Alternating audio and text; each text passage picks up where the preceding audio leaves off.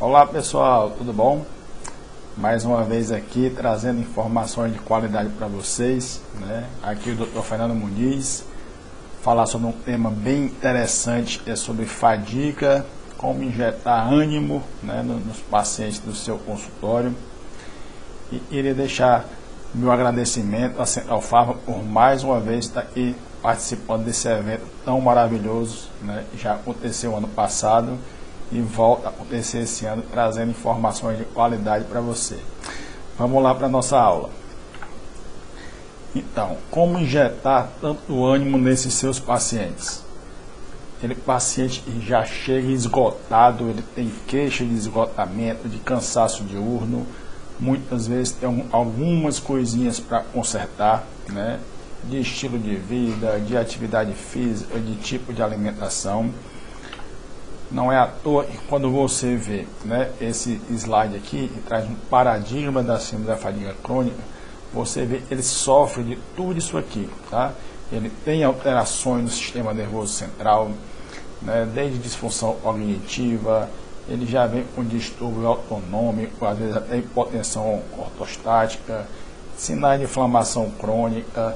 Tudo isso está relacionado à fadiga, por quê? Porque está relacionado às alterações, muito provavelmente, da adrenal, principalmente os hormônios DEA e cortisol, né? E quando eles estão alterados, pode acarretar todo esse conjunto de fatores. Aqui tem uma série de estressores adrenais, né? A gente sabe que a fadiga, normalmente, ela vem de um estresse continuado, né? Esse estresse cronifica, e essa cronificação começa a dar essa série de alterações, tá? Então aqui a gente vê estresse emocional entre eles, açúcar e farinha branca, alteração de padrão de sono, medo excessivo, cafeína em excesso, cigarro, entre outras, né? E vão acarretar esse estresse crônico na sua adrenal e, consequentemente, levar a um quadro de fadiga crônica. Então, no resumo, é muita coisa para consertar. Sabe-se hoje que você trabalhar mindfulness já é uma boa saída para você tentar melhorar esse estresse crônico. O mindfulness, para quem não sabe, são técnicas de esvaziamento da mente. Lembra muitas vezes, a meditação é um tipo de mindfulness, por exemplo, mas você pode fazer mindfulness comendo, pode fazer mindfulness caminhando, tá? É uma tentativa do raciocínio ficar lentificado e pensar em coisas boas ou pensar na sua respiração. Isso vai, com o tempo, diminuindo a sobrecarga na sua adrenal e no seu cérebro, tá? É bastante interessante você que não conhece ainda começar a estudar, porque o seu paciente ou você que é fadigado crônico, assim como eu, né, sou de carteirinha, comecei na medicina integrativa por conta de fadiga excessiva, né, tive um burnout. Então você uma hora vai precisar do mindfulness. Então, se não conhece, vá atrás, estude, que é muito interessante. Mas aonde está a nossa fonte energética primária? Aonde o cortisol atua, aonde o hormônio da tireoide atua, aonde o DEA também vai atuar, é a nossa amiga mitocôndria. Então, se a gente não sabe como a mitocôndria funciona, quais são os recursos que a gente precisa para melhorar a atividade mitocondrial, você não vai conseguir tratar a fadiga adequadamente. Começando pelo velho ciclo do ácido tricarboxílico, né, o famoso ciclo de Krebs, o antigo ciclo de Krebs. A gente sabe que o objetivo desse ciclo, pessoal, é justamente tentar transformar moléculas de glicose em moléculas de ATP, basicamente isso. Mas a gente sabe e aprende também que a gordura também pode ser convertida em acetil-CoA e até mais, né, dá mais rodadas nessa acetil-CoA e produz mais ATP ainda do que o próprio açúcar conhecido. A glicose, normalmente, ela não gera 38 ATPs, né, em média, né, e a maioria deles vem derivados aqui do NAD, né, FAD, e sem o NAD e o FAD você não consegue girar, né, digamos, a catraca para a produção de ATP na mitocôndria, né, as sirtuínas, né, e aqui já se gera aqui digamos assim, um gargalo, um gatilho, e você pode ativar para melhorar e dar uma dica de como melhorar essa função mitocondrial.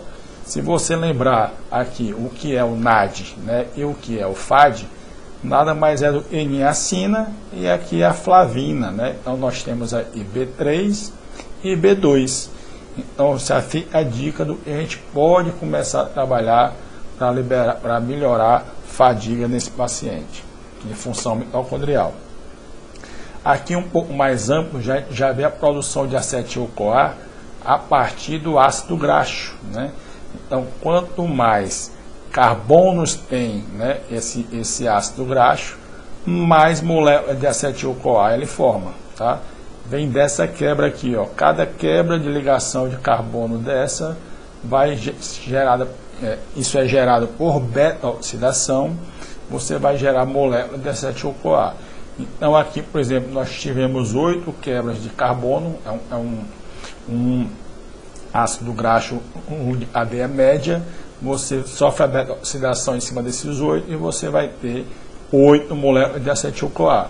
Consequentemente, cada acetil-CoA gera em média 38 ATPs. Então você vai multiplicar isso mais ou menos pela quantidade de ácido graxo que você tem. Um pouquinho menos às vezes, tá?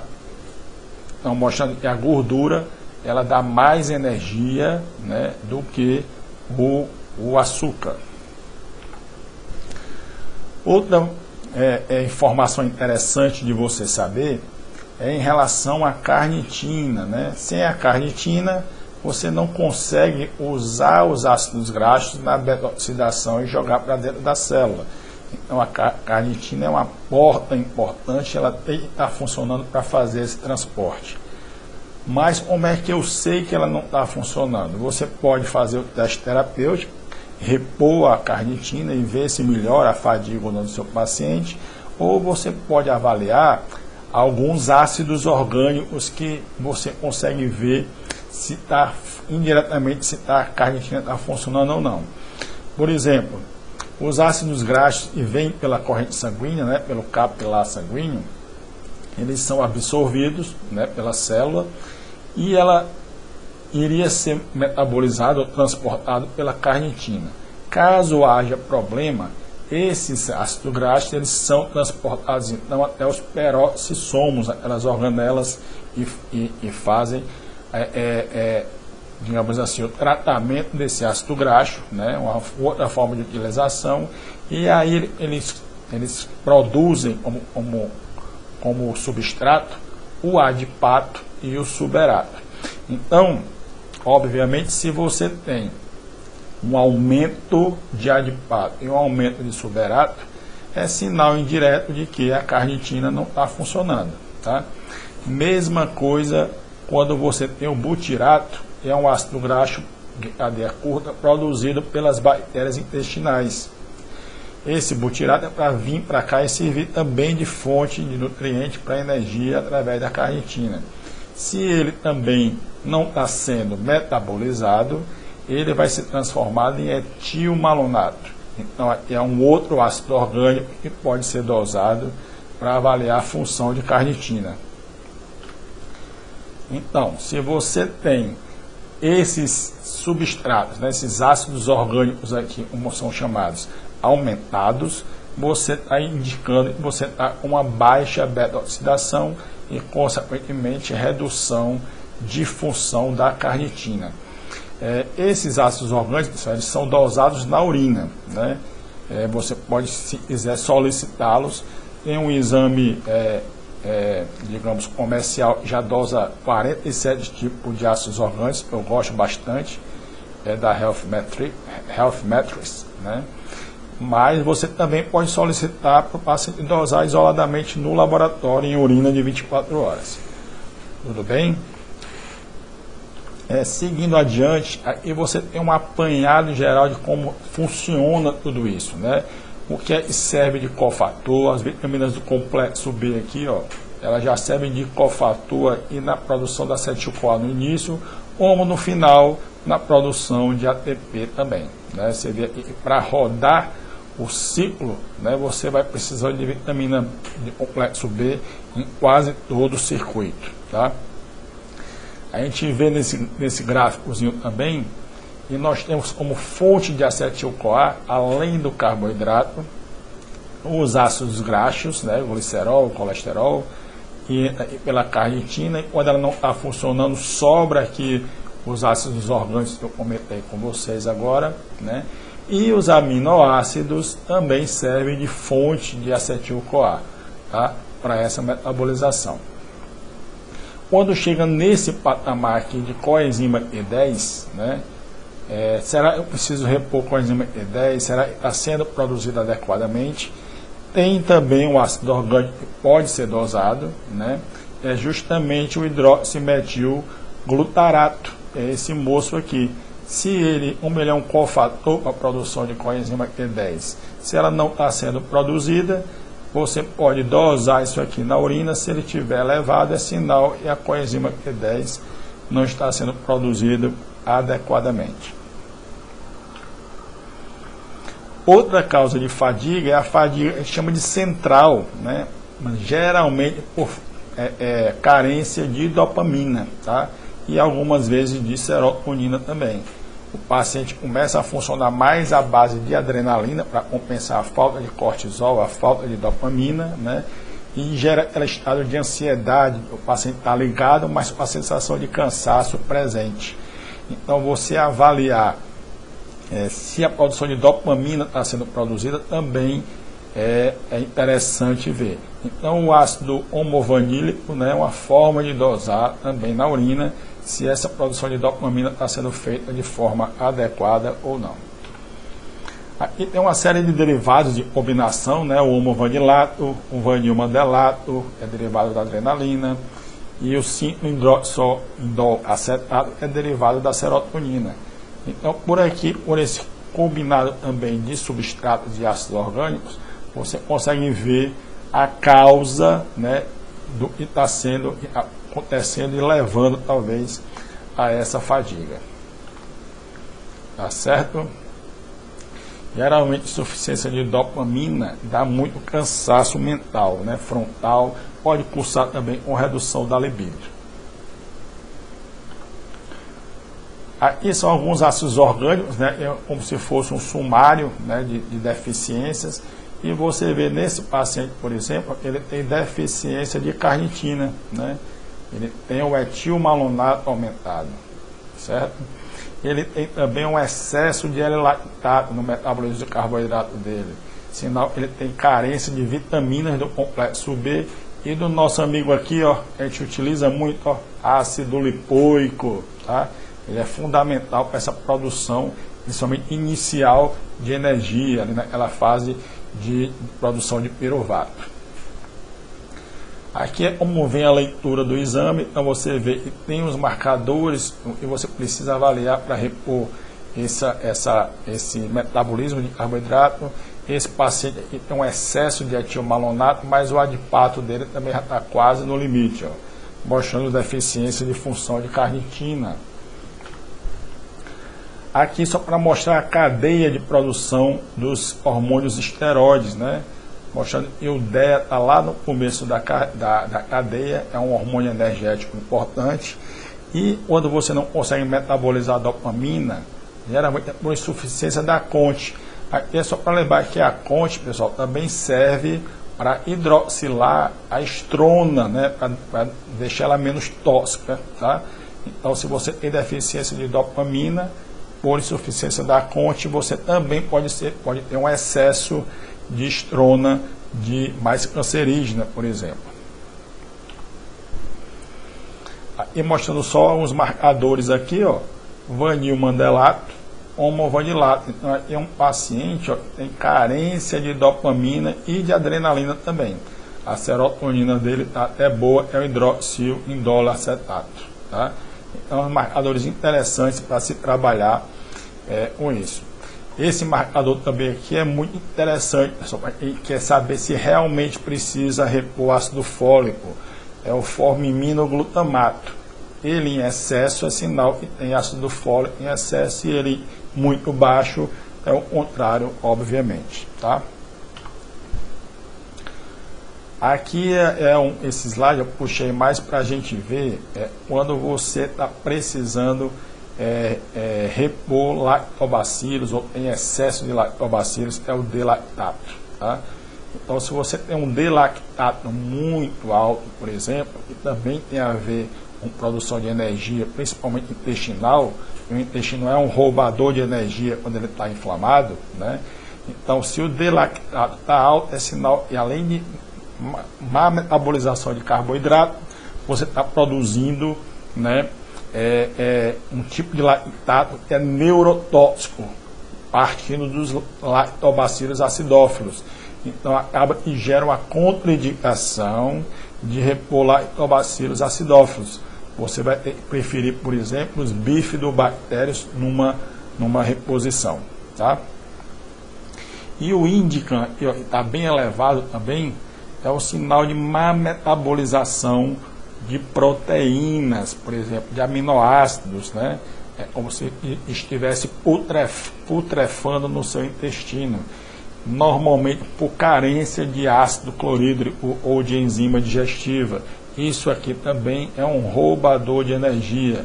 O seu intestino está funcionando mal e, consequentemente, acarretando fadiga do seu paciente. Aqui só mostrando a SIBO, né? Que é a velha desbiose. Então, a desbiose é um fator também de redução de energia no paciente. Mostrando que o delactato é um marcador de desbiose, se ele está elevado, como eu lhe disse, em proliferação aumentada e inadequada de acidófilos. Então, preferir repor com bifidobactério. Eletrólitos, pessoal, também é fundamental para a produção energética, né? Sódio e potássio, a gente sabe que para ter o estímulo de membrana, o estímulo neuronal, para tudo melhorar, precisa deles. Cálcio na contração muscular, magnésio, que serve para tudo que você imaginar desse mundo, né? E é um cofator enzimático, é importante na síntese de proteínas e na produção de ATP também. E o fosfato está diretamente ligado à nossa cascata energética. Lembrar que beta-adrenérgicos, né, que às vezes você vê em pré-treinos, o pessoal usa aí para treinar na academia, para ficar mais ligado e tal, né, ele eleva a entrada de potássio para o intracelular, né, isso pode acarretar disfunção cardiovascular, propensão a arritmias, ataques cardíacos, então tem que ter cuidado. Lesão muscular excessiva pode aumentar o potássio sérico, elevar a aldosterona, né? Exercício físico, o suor também aumenta a aldosterona e pode reter mais sódio e potássio, tá? E lembrar que toda vez que você perde potássio, você está perdendo também magnésio, tá? E lembrar também dos canais de sódio e de cálcio nessa ativação de produção de energia. E que vias de sinalização eu posso utilizar, né, ou pensar em como trabalhar esse paciente quando eu penso em tratar fadiga, tá? Então, nós temos duas vias principais, a gente utiliza até muito, né, para quem trabalha com treinamento, tá? Que é a via do AKT-mTOR, né? A via do I ativa a via do P70-6SK. Então, essas são vias de proliferação, tá? Via de ativação de produção de proteína, tá? De aumento de massa muscular. Essa é via importante, porque se você consegue aumentar a massa muscular, obviamente você também pode aumentar a maior produção de ATP, ter mais energia e sucessivamente. E a via do AMPK, PGC1-alfa, que trabalham em conjunto, essa é a principal via para quem quer melhorar a energia do seu paciente. Porque ela é a via de proliferação mitocondrial, né? Então ela tem que ser ativada. E a via do sulfoxo é uma via de proteção, é uma via pró-apoptótica, para evitar proliferação excessiva, né?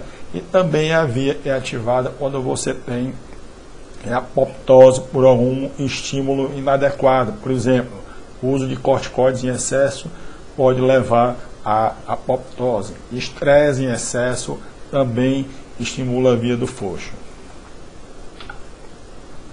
Então, a via do MPK-PGC1-alfa, como eu falei, ativa muita proliferação mitocondrial, então a via para ser estimulada. O principal estímulo dessa via é o estímulo aeróbico, é o estímulo do treino, né, de corrida, o treino de HIIT, ele ativa, né, a circulação, tá? E ele é um potencial inibidor da via do AKT-mTOR, tá? Então, quando você está com a via mitocondrial do AMPK mais ativada, você inibe um pouco a via proliferativa de crescimento muscular, por exemplo. Aqui só mostrando, por exemplo, em atividade física, né, que você tem que fazer para melhorar a fadiga, você tem que ver a época de entrar, que exercício é melhor para cada um, tá? Quando você ativa a via de força, você ativa a via do AKT-mTOR, tá? E ativa aquela proteína, eu falei, é a 6SK, e ativa a proliferação proteica. Já a via do MPK é uma via totalmente proliferativa mitocondrial, tá? Aqui mostrando algumas funções do MPK, né? E a principal dela é evitar a síntese de gordura, tá? Evita a produção de gordura hepática, melhora a lipólise, entre outras coisas. Melhora beta-oxidação, tá? É uma via que tem que ser ativada com frequência. Outra coisa que a via ajuda a melhorar essa via também é o jejum intermitente, por exemplo. E o nosso amigo cortisol, esse tem que ser sempre avaliado quando você pensa em fadiga crônica. Aqui só mostrando o que acontece quando está hiperativado esse cortisol, quando você está sob estresse. Então você aumenta a produção de glicose, aumenta a proteólise, pressão pode subir, a glicose sérica pode subir, né, entre outras coisinhas. Então, o controle do estresse tem que ver a melhor forma de fazer, como eles uma das melhores formas é mudança de estilo de vida, principalmente meditação. E aí, esse estresse crônico pode levar a um hipocortisolismo, né, tardio. Geralmente, esse hipocortisolismo ele cursa com fadiga crônica e também pode cursar com fadiga pós-eventos de estresse. Então, se a pessoa teve um aborrecimento muito grande no trabalho, um estresse importante, teve um quadro álgico muito forte, treinou muito forte, né? Muitas vezes ele no outro dia ou até no mesmo dia ele cursa uma fadiga importante. Oscilação dos níveis de energia durante o dia, né? Hora está baixa, hora está alta, isso também pode levar a se pensar em cortisolismo. Acordar sempre cansado, pessoal, o sono não é um sono estável, né? Pode também cursar o hipocortisolismo porque você ativa a via adrenérgica por falta do cortisol. E essa adrenalina deixa você ligado e não consegue aprofundar o sono. Fadiga pós-exercício não proporcional ao treino, né? Aquela pessoa, a maioria das pessoas que estão bem treinam e falam, fiquei mais disposto para trabalhar. Essa pessoa que tem fadiga por hipocortisolismo, fadiga crônica, ele treina e ele fica mais cansado e não consegue nem produzir o resto do dia. Hormônios importantes também energéticos, também temos que pensar no DEA, importantíssimo, o hormônio da tireoide, principalmente T3, e vitamina D, pessoal, também pode cursar uma deficiência energética. Lembrar, né, se precisar regular lactobacilos de forma correta, como eu falei. Alguns fitomedicamentos, como relora, ashwagandha e rhodiola, que modulam o eixo do cortisol e do DEA, modula a adrenalina. E o ômega 3, um importante anti-inflamatório e indutor de proliferação mitocondrial, para quem não sabe, tá? Esse trabalho aqui é um que fala isso, ó.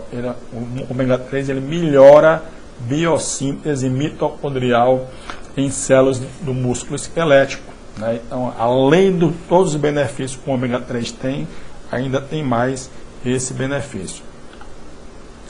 Então, qual paciente pode se beneficiar de ser investigado para ser tratado?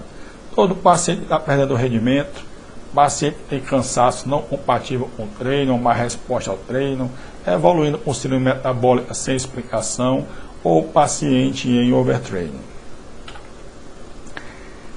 E aí, quando a gente pensa em tratar fadiga, que nutracêuticos seriam interessantes, né, a gente utilizar?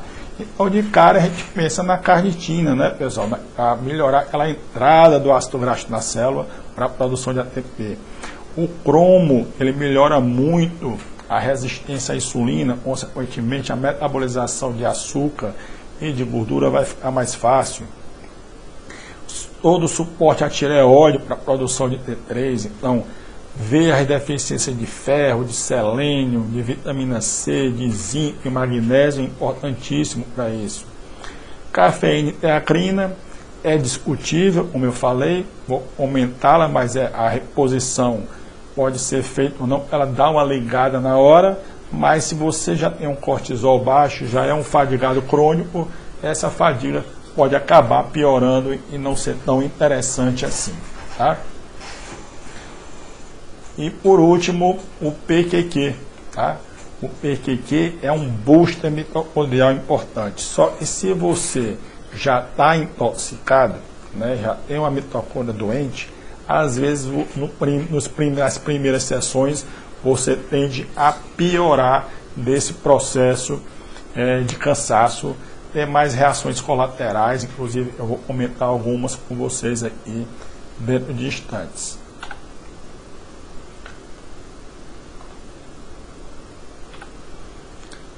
Outro nutracêutico interessante para ser utilizado é a taurina, e principalmente se você combiná-la com o inositol. Lembrando que o inositol, pessoal, é um tipo de niacina, tá? Então, cuidado com as combinações. Ele dá uma ótima ativação. Vitaminas do complexo B, como eu lembrei lá, falei lá do ciclo do ácido decarboxílico, D-ribose e coenzima Q10. Cafeína, né? Cafeína é muito boa, ela aumenta a entrada de cálcio na célula e diminui a saída de potássio da célula muscular, então deixa ela mais hiperativada. Além do que, ela inibe a adenosina cerebral e reduz a resposta dolorosa e a fadiga. Outro efeito ergogênico importante da cafeína é aumentar o consumo de VO2. Dependendo do paciente, isso pode ser benéfico ou não. A dose que a gente usa da cafeína, então, 100 miligramas, pessoal, já deixa você em estado de alerta, né? Não é tão tóxico assim. Lembrando que 100 miligramas é em média 2 cafezinhos expressos, tá? Aqueles curtos, né? Então, para quem toma muita cafeína durante o dia, tem que ter cuidado, porque a partir de 250 miligramas você já tem aumento da PA e aumenta riscos também para arritmia, palpitações, etc. Ela é letal com 10 gramas e existe muita gente que tem uma sensibilidade aumentada à cafeína. Então tem que ter cuidado com esse tipo de paciente, tá? Alguns pacientes pioram de crise de ansiedade quando você injeta ou passa cafeína para ele também. Às vezes é uma complicação que a gente vê no dia a dia do consultório e aplica cafeína como um estímulo para a energia. Sugestão de dose, né? Em pessoas que estão querendo praticar atividade física de endurance, 5 mg por quilo, e as de força ou para o dia a dia, para melhorar a energia, de 3 a 6 mg por quilo, isso fazendo via oral. Se você quer aumentar a termogênese ou energia por via parenteral, você só aconselha fazer intramuscular ou subcutâneo, quando se pensa até em queima de gordura localizada, né? Ela é muito boa para isso também. Então você faz em média, a ampola tem 100 mg por 2 ml, você faz de meia a uma ampola IM de 1 a 2 vezes por semana. Aconselha-se fazer com procaína, porque ela é um pouquinho ácida, tá?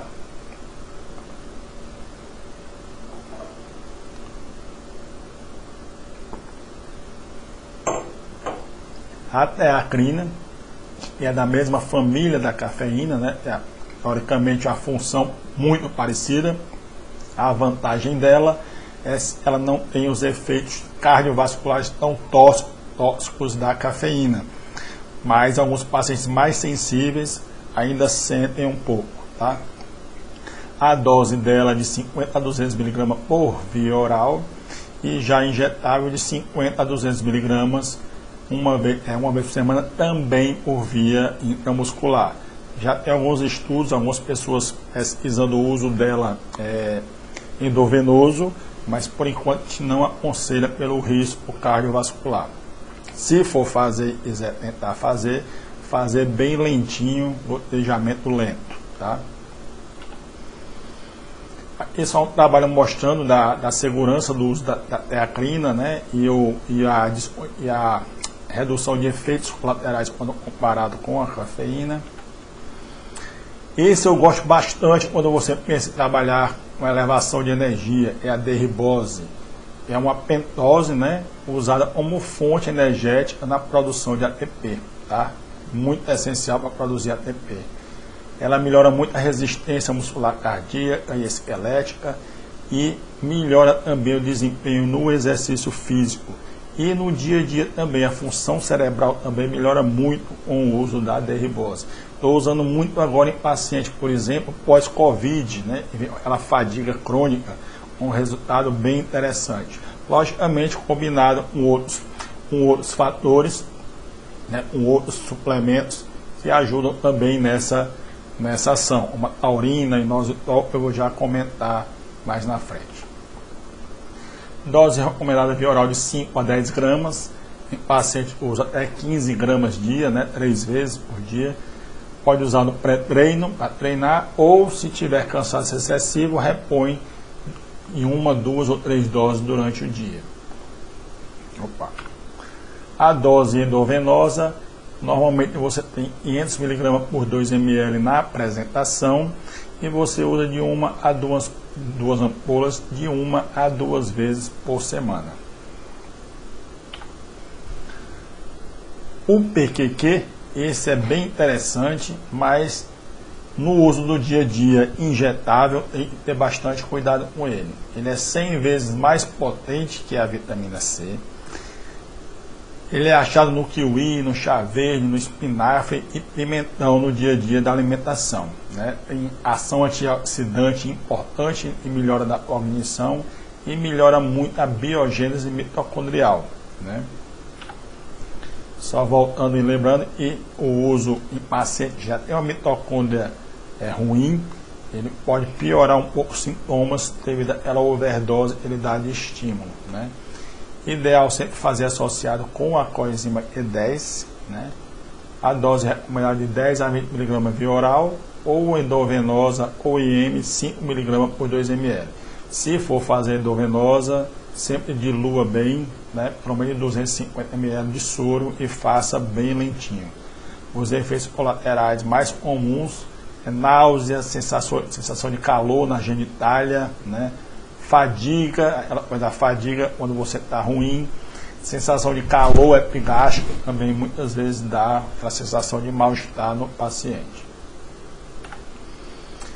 Esse eu sou fã também, é o ALA, o ácido alfa-lipoico. Esse tem, além da função energética, tem outras funções importantíssimas, como ação neutralizante de vários radicais, né, oxidativos, melhora a produção energética, principalmente ali quando está virando para piruvato, para começar a formar acetil-CoA, um potente desintoxicador hepático, além de combater a glicação e a resistência à insulina. Então, pacientes que têm resistência à insulina importante, além da fadiga, tem indicação de cara de usar o ALA, tá?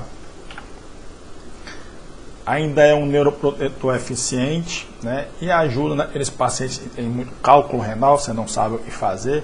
Além do magnésio que você pode repor para isso, ele também melhora também essa deposição de oxalato de cálcio no rim. A dose oral geralmente a gente faz de 200 a 600 mg por dia e endovenoso de 300 a 600 mg por semana, né. Uma característica desse produto, né, do ALA, desse nutracêutico, você deve fazer ele sempre sozinho. Dilui ele para 100 a 250 ml de soro fisiológico e corre só. Por quê? Porque ele tende, junto com outros medicamentos, a causar precipitações. E aí você pode perder o efeito de um ou de outro, não é interessante. Ok?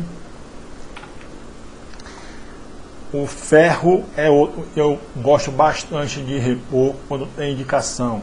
Pacientes com hipoferritinemia são potentes fadigados, né? Sem ferro você não tem um KRO2, sem ferro você não tem função tireoidiana adequada, sem ferro você não tem obstrução muscular e nem de hemácias.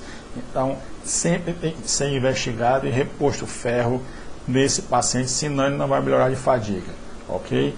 Não adianta você fazer ala, fazer derribose, fazer outras coisas, se o ferro está baixo, ele acaba que não vai sentir a melhora como deveria. A dose EV geralmente é de 100 a 100 mg por 5 ml, é o nome por 1, né? Geralmente semanal, e você dilui sempre em 100 a 250 ml de soro fisiológico. As vitaminas do complexo B são essenciais como cofator de produção energética. Então, principalmente B2 e B3, como eu falei para vocês, para estimular NAD e FAD. B12 é fantástico, a B6 também, tá? Sem B6 você não tem produção, por exemplo, de serotonina adequada, né? Então você acaba tendo fadiga central, além da fadiga corporal. Todas são importantes na produção de ATP, cofatores importantes da função cerebral. E da função cerebral, principalmente B3, B6 e B9, tá, pessoal? Dose endovenosa de B12 repõe sempre na forma de metilcobalamina, de 500 a 2.500 microgramas por semana, tá? Complexo B, geralmente o complexo B industrializado, pessoal, ele já vem com essas vitaminas, né? A B2, a B3, a B6 e a B5, é o depantenol. Pode vir associado ainda a B1 desse complexo B, mas geralmente a forma já tem o complexo B com B1 ou CB1. O ideal é fazer a B1 sempre separado, também é excelente para a função energética, até pacientes que têm muita cãibra, e às vezes repõe só potássio e magnésio, a B1 é fundamental para melhorar a cãibra, inclusive. Só que como o complexo B, uma vitamina B1, desloca muito alumínio cerebral, e além de outros metais pesados, o paciente às vezes tem reação colateral por esse deslocamento do metal pesado. Então tem náusea, tem vômito, então cuidado com isso, tá? Metilfolato, quando tiver indicação de repor também, de 1 a 2,5 mg por semana, né? E a niacinamida é a B3, 30 mg por 2 ml, uma vez por semana. Lembrando que a niacinamida é a B3, dá aqueles flushes, aqueles rushes cutâneos, né? Aquela sensação cardiovascular importante.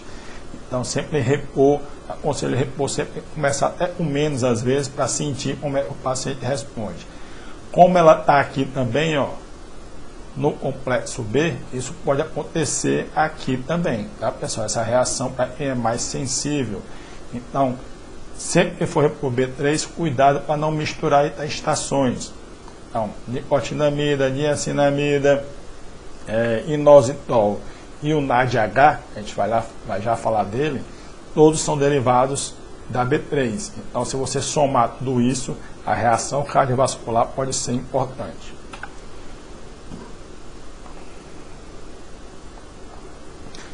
Voltando aqui, pessoal, a taurina ou inositol. Então, lembrando que inositol é um tipo de B3. A taurina melhora o metabolismo muscular. Ela é um agonista GABA, então ela dá aquela sensação de menor fadiga, de menor resposta também. Ajuda a reduzir a intolerância à glicose, né? E ajuda na sensibilidade à insulina junto com o inositol. O inositol, por ser uma B3, também ajuda muito a produção energética celular, tá? Além de liberar cálcio para melhorar a contração muscular. Então, aí você imagina, se você tem um excesso de liberação de cálcio pela excesso de B3, você pode ter uma contração muscular exagerada. Pensando nisso no sistema cardiovascular, você pode levar a espasmos, né, o que não é interessante, ok? É um colega, estava vendo um grupo de médicos conversando, perguntando sobre NADH, aí um colega até disse assim, você vai trabalhar com NADH, então é bom ter um cardioversor na sua clínica. Então, né, reação cardiovascular pode acontecer com o paciente, mas fazendo de forma lenta, gradual e com cuidado, eu nunca tive uma reação dessa aqui. A dose EV, a ampola já vem a taurina ou inositol, né? 100 mg por 2 ml, você faz de 1 a 2 vezes por semana, diluída em 100 a 250 ml de soro ou intramuscular. O NADH, acabei de falar dele, né? É um importante na produção energética celular. Qual fator importante na produção de ATP? E a dose EV de 50 mg por semana, em 100 a 250 ml de soro fisiológico, fazer bem lentinho, tá? Se for fazer intramuscular, como ele é muito ácido, ele é bem doloroso, então pelo menos fazer associado com procaína. E observar e monitorizar as reações cardiovasculares, pressão, frequência cardíaca, tudo isso é interessante monitorizar. Na termogênese, você pensa, além de energia, eu queria aumentar a queima, né? Aquela sensação energética, você pode fazer todos esses itens aqui, tá? Cafeína, HMB, PQQ, aqui foi um apanhado que eu fiz, se vocês quiserem utilizar numa sessão só, tá? Doutor, mas eu não tenho como fazer EV, eu posso fazer intramuscular. Quando você pensa em fazer só intramuscular, pessoal, você tem que lembrar que o máximo permitido, teoricamente, são 10 ml, 5 ml em cada glúteo, né? Então você tem que ver o tamanho da ampola, né? Então normalmente é interessante fazer, né? Por exemplo, uma HMB, uma PQQ, uma carnitina e uma taurina com inositol, isso aqui já vai dar mais ou menos 8 a 10 ml, tá? Vitamina C é ruim de fazer, porque a quantidade é muito grande para fazer ml, além de ela arder muito para aplicar. Já a betalanina é interessante fazer também intramuscular, porque ela dá uma boa resposta de energia, né? Só cuidado com aquela queimaçãozinha que ela dá, tá? Esqueci de colocar aqui, né, um slide dele, mas eu sou fã, não sei nem porque eu não coloquei esse slide aqui. Eu acho que o próximo já é outro slide. Falar do Pool 10, pessoal, que é da Central Pharma, né? O Pool 10 ele já vem combinado em 10 ml, né, de carnitina, vem o HMB, né, a gente tem o BCAA, vem o ZMA, é o zinco, o magnésio B6, tá? E isso é interessante, ornitina e arginina, então, além de melhorar muito a energia, você ainda melhora o processo anabólico muscular. A resposta energética melhora bastante, tá? Era isso, pessoal. Eu queria convidar vocês, né, a participar do nosso curso, né? Inclusive a doutora Tamires, que é da Central Pharma, participa com a gente do curso, com grande efetividade. Esses 3 dias a gente vai passar em São Paulo, né? Se Deus quiser, a pandemia já vai ter melhorado. E vai ser um curso tanto presencial quanto online. Então você pode estar presencial, você vai ter mais acesso às práticas, obviamente, mais contato com os professores, né? E por isso que a turma presencial é limitada, até pelo distanciamento, e dá padrão de distanciamento, mas vai ter online também, tá? Vocês podem pegar todas as informações no meu site aqui ou através da nossa secretaria acadêmica nesse WhatsApp. Além da parte toda científica, pessoal, a gente vai ter lá um curso de marketing para saber como você divulgar esse seu trabalho, e a parte de gestão, de como você fazer a sua clínica funcionar, como você começa a vender esse produto, que melhora muito o faturamento da sua clínica ou do seu consultório. Então, não perca, é um dos melhores cursos que tem hoje na atualidade, entrega um material mais prático para você já sair utilizando isso no seu consultório.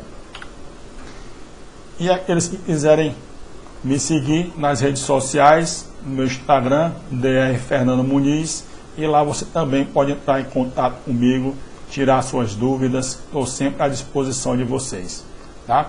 E aqui é o meu WhatsApp pessoal, se quiser conversar comigo também, a gente fica à disposição.